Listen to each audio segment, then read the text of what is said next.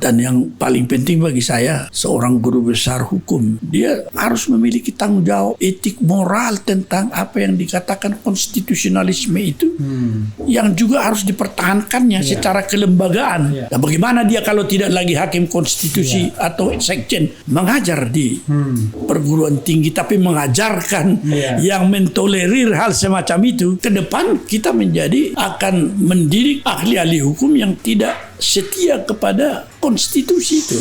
Kalau hakim MK itu sendiri juga tidak bisa dihormati lagi hak-hak konstitusionalnya, bagaimana rakyat jelata? Itulah menurut saya ancaman yang paling besar yang kita hadapi sekarang. Tetapi saya melihat dia menjadi tidak memiliki wibawa, dan wibawa konstitusional itu merupakan satu modal besar juga untuk bisa oleh lembaga negara lain dilihat dengan penuh respect, ada rasa hormat, dan kemudian akan mencegah sendiri orang-orang untuk melakukan pelanggaran-pelanggaran konstitusi, bukan hanya terhadap MK, terhadap semua lembaga lain.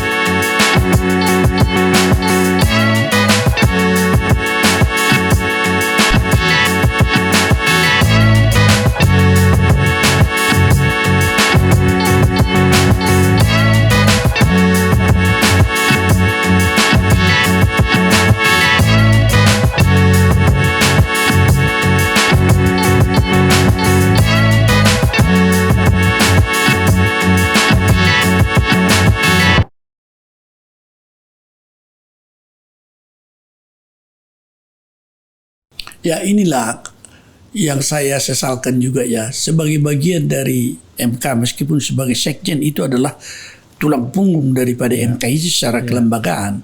Meskipun dia bukan hakim yang turut serta di dalam lembaga itu, tetapi sebagai bagian yang sangat atau terpenting dari administrasi pendukung daripada MK, dia harusnya bersatu dengan MK itu di dalam melihat itu. Terutama sekali di dalam apa yang dikatakan independensi, kode etiknya itu termasuk juga semua staf kan dituntut suatu implementasi sikap yang seturut dengan etik hakim itu. Apakah menjaga tidak menerima tamu, tidak menjanjikan apa-apa, tidak memudahkan orang-orang yang ada kemungkinan ingin bertemu dengan hakim secara tidak fair. Itu semua bagian yang justru dipimpin oleh Pak Guntur. Dan yang paling penting bagi saya, seorang guru besar hukum, dia harus memiliki tanggung jawab etik moral tentang apa yang dikatakan konstitusionalisme itu, yang juga harus dipertahankannya secara kelembagaan. Dan bagaimana dia kalau tidak lagi hakim konstitusi atau sekjen mengajar di perguruan tinggi, tapi mengajarkan yang mentolerir hal semacam itu, ke depan kita akan mendidik ahli-ahli hukum yang tidak setia kepada konstitusi itu. Dan agak mirisnya mereka berdua, baik Hakim Aswanto maupun Guntur Hamzah, ini berasal dari perguruan tinggi yang sama. Betul. Dan sama-sama menjabat guru besar. Gitu. Betul, ya. Betul. Dari Unhas barangkali dua-dua kan, ya. Ya, saya kira ya, kalau saya mendengar Pak Guntur ketika dia ditanya DPR bersedia, Saya mau bilang apa katanya. Di situ saya yang kecewa itu. Ya mungkin saya melihat sebagai seorang pensiunan ya.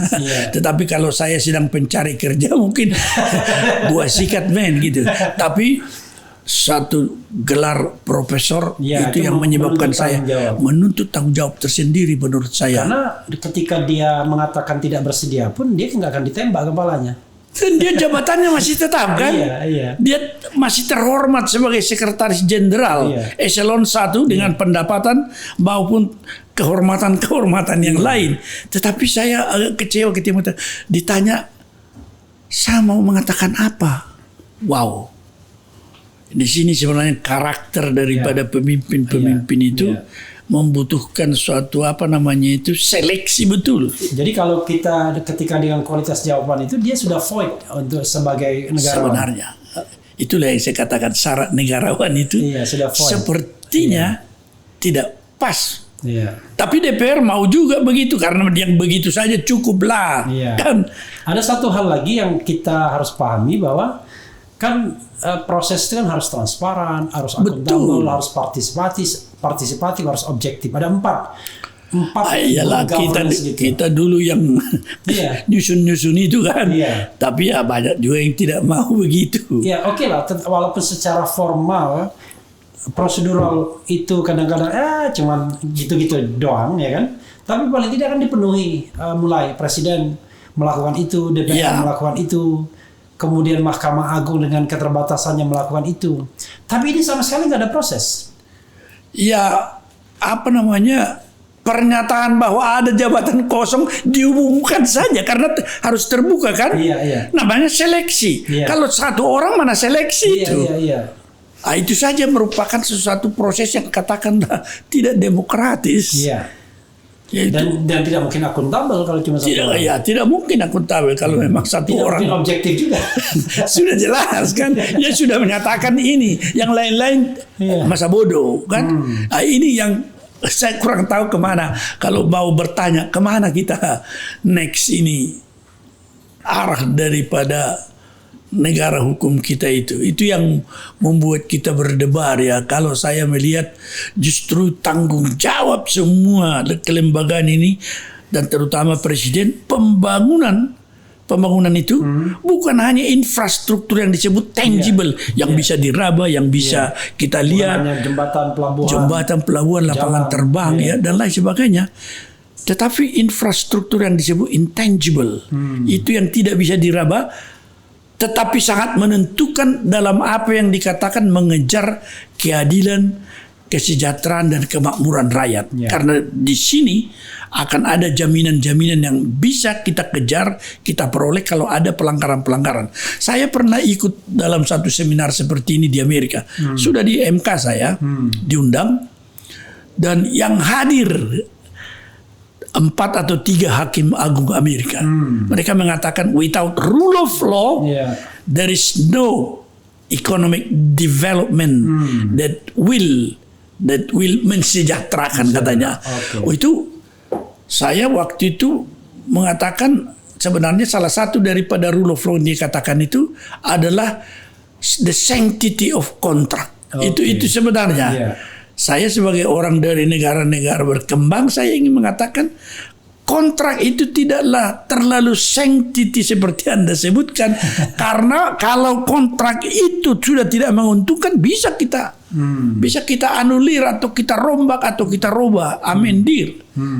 Nah, tetapi waktu itu mereka mengatakan ukuran itu masih terlalu jauh. Tetapi kalau ada pihak yang menganggap janji itu termasuklah, saya selalu teringat ini kontrak konstitusi ini, sumpah jabatan ini kan. Kalau itu tidak secara konsisten dipatuhi, tidak ada yang bisa kita pedomani dari sistem itu kan. Saya mundurlah waktu itu, saya tidak berkomentar lagi lah, apalagi ada hadir hakim MA yang sangat saya kagumi itu, Kennedy, saya lupa nama depannya itu. Dia hadir dan saya agak kagum dia itu. Dia sebagai pembicara yang tegas tentang itu Oke. Itu saya pikir merupakan hal yang harus kita renungkan juga di negara kita. Pak Maru, kalau kita lihat draft ya, yang pernah saya lihat, itu memang maksud DPR dan Presiden begitu. Jadi mereka walaupun memberikan 15 tahun jabatan, 1 kali term, kemudian atau sampai 70 tahun, tapi di situ ada kata-kata evaluasi. Oh, itu draft yang baru saya kira sekarang. Ya, oke. Artinya keinginan untuk menerobos independency of judiciary itu memang mereka ingin lembagakan. Ya, jadi saya akui ada kecenderungan juga di antara hakim, terutama ini di peradilan umum ini, yang mengklaim independensi hakim itu seolah-olah diartikan dia tidak bisa diawasi, kan? Padahal doktrin yang sudah lama kali itu sebenarnya,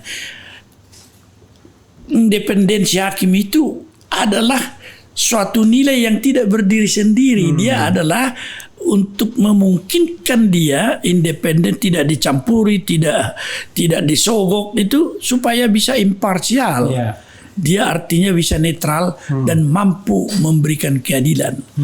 Jadi prinsip ini harus dipahami juga bahwa sebenarnya pertanyaannya hak siapa itu independensi? Bukan hak hakim, tetapi hak rakyat pencari keadilan. Itu justru menjadi kewajiban hakim. Bahwa itu tempat pengadilan yang bisa adil. Dan hakim diberikan kewenangan konstitusional memeriksa dan memutus perkara itu. Tentu saja kewenangan konstitusional seperti itu tidak menjadi kewenangan dia sendiri, tetapi dia harus ada akuntabilitas. Dan akuntabilitas inilah yang sebenarnya menjadi suatu bagian. Apakah itu kita sebutkan pengawasan, apakah itu yang selalu kita anut tentang audit, apa sebagai metode. Tetapi terakhir evaluasi. Hanya soalnya siapa di dalam sistem yang melakukan itu, bukan yang mengangkat. Secara konstitusional kan sudah kita tahu bahwa itu memang diserahkan kepada sebenarnya Komisi Judisial, meskipun perdebatan kita bahwa itu sebenarnya dia hanya mengawasi masalah etiknya, tapi masalah yang teknis siapa? Ya secara institusional apa yang merupakan upaya-upaya hukum di dalam peradilan itu merupakan suatu audit atau pengawasan tersendiri. Dan ada juga majelis kehormatan. Ada majelis kehormatan. Tetapi rakyat memiliki juga hak itu karena dia sebagai pemegang kedaulatan tertinggi dan dia pencari keadilan, dia berhak mengetahui benar nggak yang dilakukan ini. Tapi itu menarik, Pak, karena kadang-kadang pengadilan mengatakan dengan alasan independency of judiciary mereka menolak pengawasan rakyat loh, yang dianggap mereka sebagai gangguan peradilan, sering begitu. Itulah yang keliru menurut saya. Akuntabilitas itu yang bisa menuntut itu adalah orang yang memberikan kedaulatan itu, kekuasaan itu, bukan siapa-siapa. Tapi harus kita akui di dalam negara itu kan rakyat pemegang kedaulatan melalui metode kita pemilihan umum membentuk MPR dan diserahkan kekuasaan itu sama dia. Tetapi akuntabel atau akuntabilitas itu tidak bisa ditolak. Hanya saja harus memperhatikan bahwa suatu pengawasan, apakah itu namanya itu evaluasi atau apa, tetap harus memelihara apa yang dikatakan independence of the judiciary. Tidak boleh dengan judul pengawasan kita mencoba mempengaruhi supaya keputusan hakim berbeda. Tidak. Oleh karena itu diterima. Dan saya sebenarnya berharap sekali Komisi Judisial, saya dulu menjadi ketua panselnya kan. Kita mencetuskan gagasan itu sebenarnya kita memilih orang-orang yang memiliki sifat inovatif itu, mencari apa temuan-temuan bagaimana melakukan pengawasan tanpa menyentuh independensi itu. Di mana kuncinya? Dan itu harus kita bisa belajar dari begitu banyak komisi judisial di dunia yang maju, yang merupakan satu apa yang dikatakan metode monitoring dan evaluasi. Itu salah satu bentuk evaluasi itu adalah pengawasan. Saya setuju setiap 5 tahun, tetapi itu adalah melalui mekanisme yang tanpa menyentuh independensi, tetapi bisa diikuti. Kalau di komisi judisial di negara-negara bagian Amerika itu sangat menarik. Mereka menaruh juga apa yang dikatakan observer untuk melihat hakim itu, dan kemudian disusun satu skala apa namanya itu kuesioner atau apa isian bagaimana menilai hakim itu dari sudut apakah dia seorang menghargai HAM di persidangan, apakah dia memanfaatkan jangka waktu, apakah dia memiliki kompetensi dalam keilmuan, apakah dia memiliki leadership dalam soal memimpin persidangan dan lain sebagainya. Itu biasanya dalam satu sidang dari awal sampai akhir diikuti oleh observer di sana, sukarelawan. Dan kemudian setelah berakhir itu dievaluasi juga ini hasilnya, kemudian oleh komisi judisial dianalisis, dan itu menjadi bisa menjadi kesimpulan dan rekomendasi. Ini hakim tidak layak, ya kan? Nanti tahun depan jangan lagi dipilih. Kalau di sana kan ada yang dipilih, ada yang appointed. Jadi ini kalau konsep daripada DPR itu benar, tetapi bukan dia yang melakukan. Ada orang yang secara kelembagaan sudah ditugaskan untuk itu dalam konstitusi dan memiliki mekanisme yang betul itu. Inovasi seperti itu kita minta dari komisi judisial. Kalau dalam pikiran saya, observer itu membutuhkan uang. Nanti orang ungkit-ungkit lagi itu putusan MK yang menghilangkan pengawasan judisial itu. Sebenarnya di Pak Refli itu bukan, karena saya juga termasuk drafter itu kan.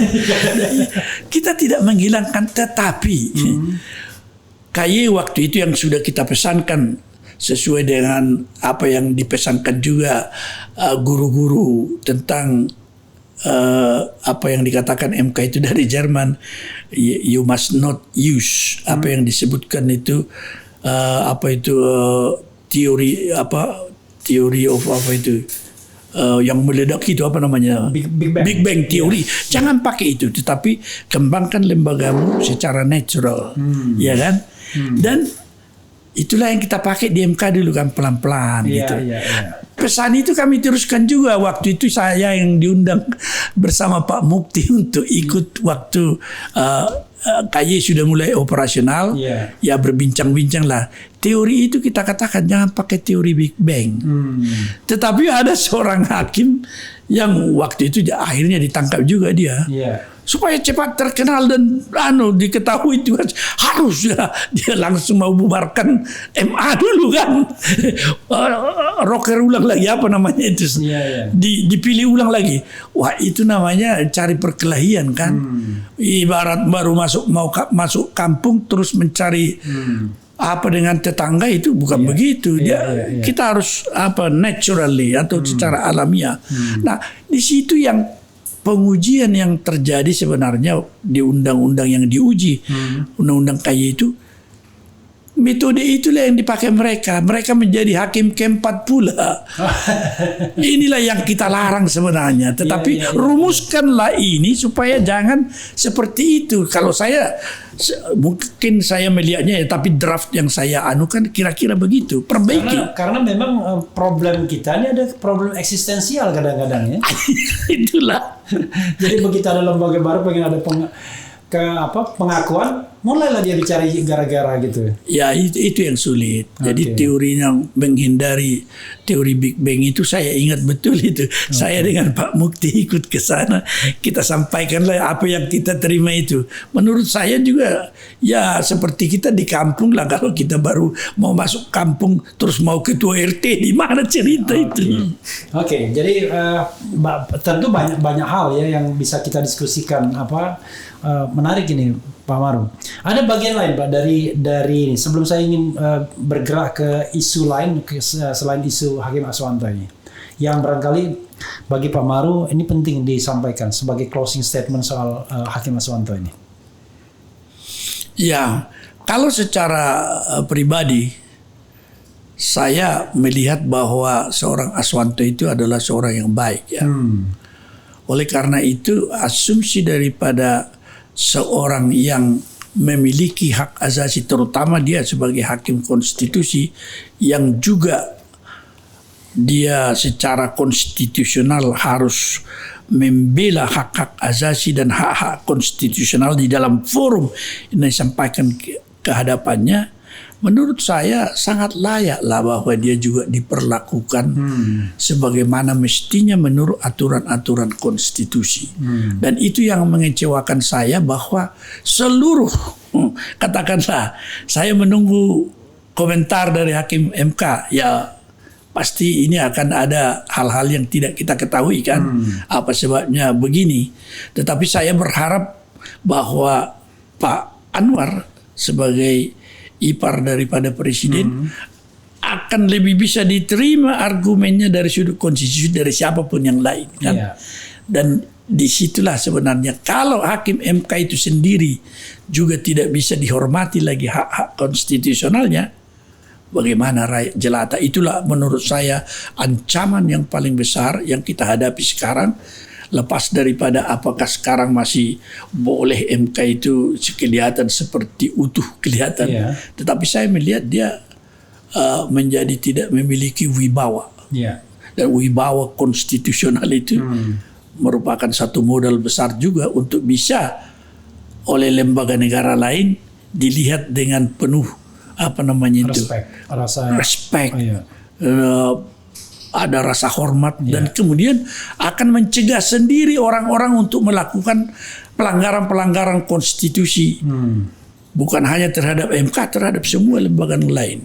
Saya kira inilah apa kalau saya sudah beritahu juga kawan-kawan, itu menimbulkan rasa sedih lah. Kalau saya pun diperlakukan. Saya melihat juga itu di masa lalu, di masa Orde Baru, bagaimana hakim-hakim juga diperlakukan tidak meskipun kita sudah salah, tetapi dia adalah presumption of innocence, tetap kita lakukan begitu. Dan kalau ada pemeriksa yang saya waktu itu di pengadilan tinggi ada pemeriksa yang mengabaikan prinsip itu, saya laporkan dia sama pimpinan supaya pimpinan laporkan kepada di Jakarta, tarik itu. Itu merupakan penghinaan begitu kepada lembaga. Kalau dia oke lah, dia tidak bisa membela diri nanti dia hancur sendiri. Tetapi kelembagaan kita memperkenankan dia diperiksa, kita harus melindungi hak-haknya. Dan Aswanto siapa yang melindungi? Dia bagian daripada lembaga MK itu. Jadi secara individual dia adalah bagian dari doktrin independensi peradilan atau the independence of the judiciary yang membentuk the independence of the judiciary secara institusional. Kok menjadi begitu kondisinya? Ini yang mengecewakan saya, saudara. Oke.